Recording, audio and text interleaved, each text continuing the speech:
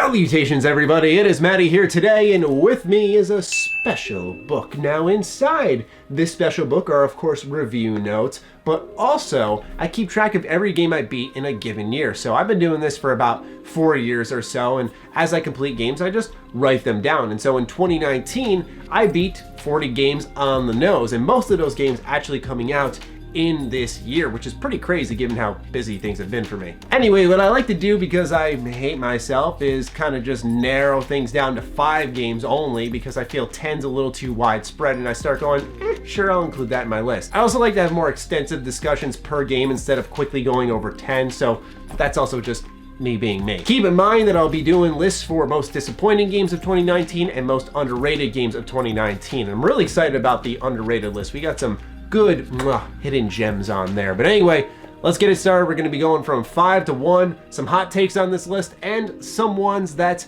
you may not expect. So here we go. Number 5 is Rage 2. Now, I know a lot of people were sort of milquetoast on this one. It wasn't that great, but it wasn't that bad. Personally, in my review, I said it's one of the more fun games I've ever played, and I still stand by that. I really like the mixture of vehicular combat on top of some of the crazy powers you get and the guns you can use and how the guns feel. It's extremely explosive gameplay. It's empowering as all hell. And it's one of those games that, much like a lot of these on this list I'll be mentioning, I kept coming back to just because it was fun to play. One of the main themes I discovered this year as I played games was I just like going back to them because they were fun. A lot of the times as a creator, I'll play something, I'll review it, I'll move on because that's just how my job is. But I really reconnected with a part of myself that just gamed for fun this year. And Rage 2 really symbolized that start because it was so fun focused. You're not going to get a great story here, and there are some bits that I think folks will find rough around the edges, but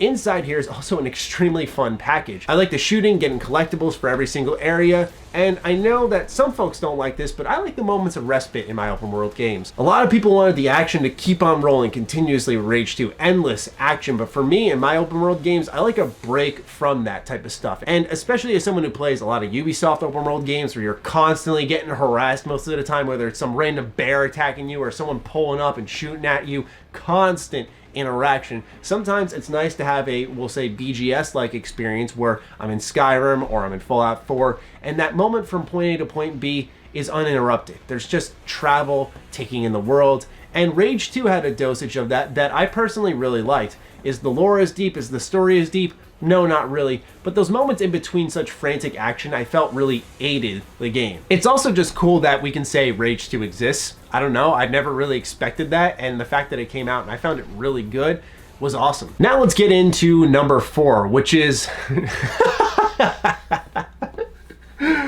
Dragon Quest Builders 2. Hot take. I want ink on my tongue. Yes, I thoroughly enjoyed Dragon Quest Builders 2, and if you pay close attention to the channel, that was no secret. I made a video saying that it was one of the most addicting games of the year, and I still stand by that. Much like Rage 2, I continued to come back to Dragon Quest Builders 2.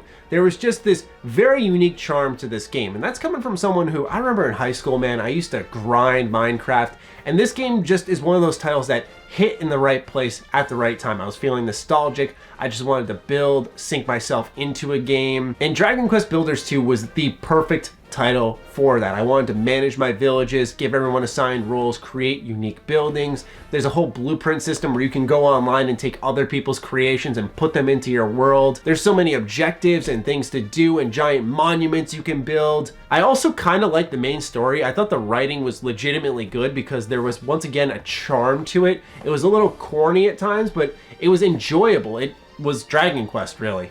And I know builder games aren't really anything brand new, but I think because Dragon Quest Builders 2 had like a 60-hour main story that was intriguing, on top of great building mechanics that fed you over time more and more things that you could do, and once the game was done, it was like, it's a whole new game because it's completely opened up to you. You can go to islands, you can collect new resources, you can complete objectives, get unlimited resources. So essentially your completionist activities give you cheat codes. And while it's not great combat, there's kind of like an action RPG underneath it. You can fight enemies, you can level up. It's surprising how much is here. And I also just love the soundtrack, the art style. I mean, it is also the perfect pickup, put down game for the Nintendo Switch. I just loved everything about Dragon Quest Builders 2. I know it's just a simple builder, but there's a lot more than what meets the eye with this game, and I would highly, highly recommend it, especially if you've been craving a builder like I absolutely was. Let's get into number 3, which is Star Wars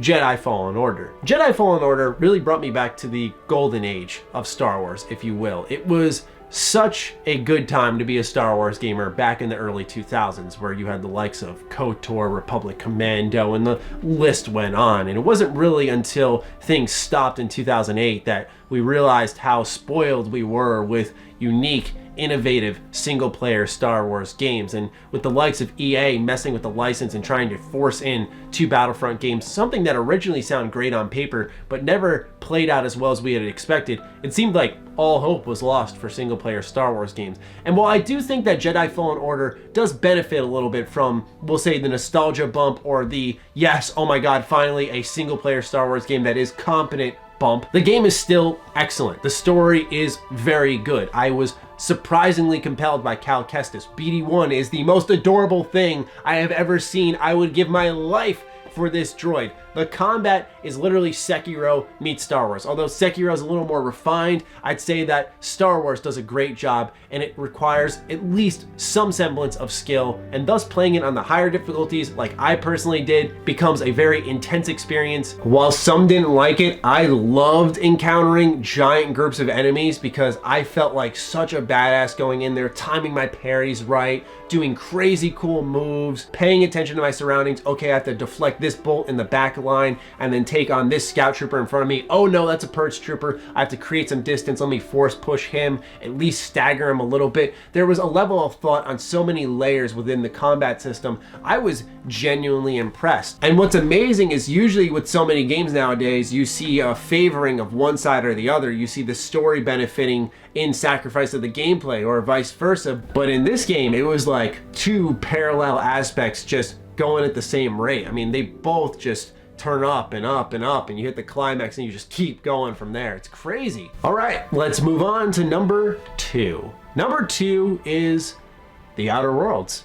Yeah, I think a lot of people pegged this one as my game of the year, and quite honestly, I'll explain how I decided number 2 and number 1 in a little bit, but don't be mistaken. Just because it's at number 2 does not mean that The Outer Worlds is any less loved in my heart. I adore this game so much. It is a callback to the times where I fell in love with RPGs like KOTOR, like Fallout 3. It's a beautiful love letter to those style of games, and any self-respecting gamer who has ever enjoyed an RPG like that owes it to themselves to play The Outer Worlds. Fantastic writing, excellent world building, enjoyable lore, mostly great companions, acceptable combat, but replayability at its core, very complex characters, interesting themes. I mean, the list goes on. The Outer Worlds is the RPG that many players like myself were waiting for. And it hit at just the right time where Bethesda was sort of on a decline and everyone's like,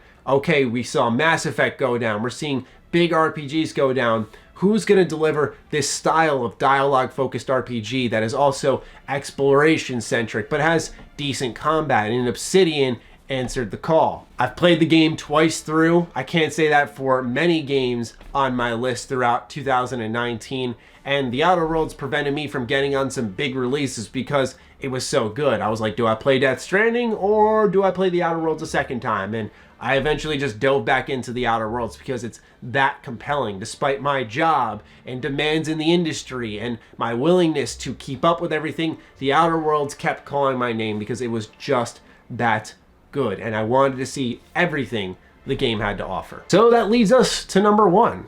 You may be asking, Matty, what is number 1 on your Game of the Year list?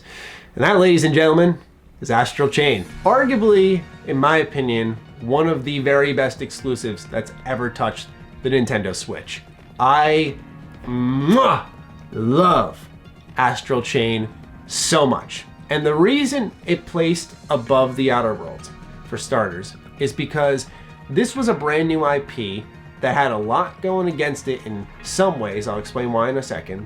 And I felt that The Outer Worlds, while I adored it, did benefit a little bit from the fact that we hadn't seen a game like that in ages. It doesn't change the fact that they did a game like that from ages ago very well.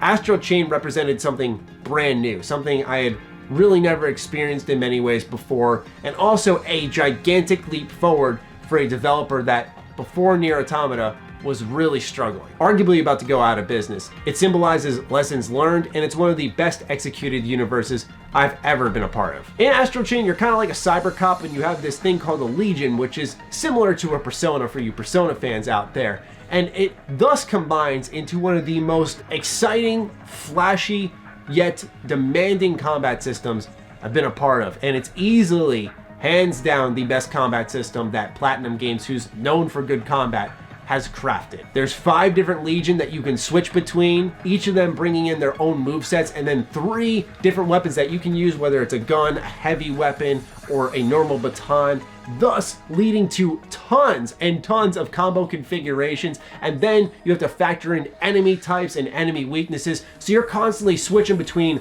all of these different things, and it makes it such a thoughtful combat system. And that's why I kept coming back to Astral Chain, because it was just damn fun to be a part of that combat system, and the music just amplifies that combat. It's so good. But don't be fooled. While Astral Chain doesn't tell what I'd say is like one of the best stories of all time, Platinum Games told a good story. And once again, it symbolizes lessons learned. Because Nier Automata was a Platinum game, although directed by Yoko Taro, it still emphasizes that they paid attention to the influence that Yoko Taro brought to that studio when heading up the story for Nier Automata. Because in Astral Chain, there's plot twists, there's unexpected moments, there's interesting world building, there's great writing, there's unique lore if you dig deep enough. I mean, there is a lot there, and most times when it comes to Platinum Games, the story is a throwaway. And that's not to say that, oh, it's here so it's great. It's to say it's here and it's actually very good. And I know there are going to be folks out there who just disregard this game and go,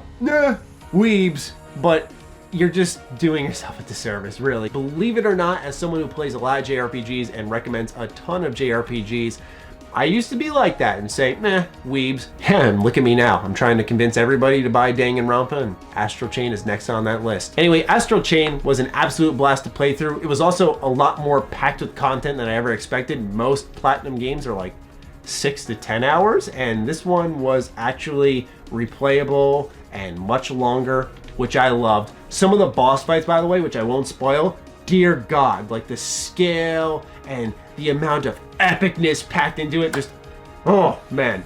But yeah, anyway, ladies and gentlemen, those are my top 5 games of the year. I'd love to hear from you. What are your top 5, or maybe even your top 10, if you will? And it doesn't have to be specifically from this year. Just as someone who's constantly playing new releases because this is my job, I would pick 5 games from this year. But it's up to you guys. So let me know what you think in the comments down below. Other than that, follow me on Twitter, follow me on Instagram. Those links are in the description down below, along with my Patreon. Do consider supporting that, as it fuels all the content I create here. Stay sexy, stay active. I love you all. Peace.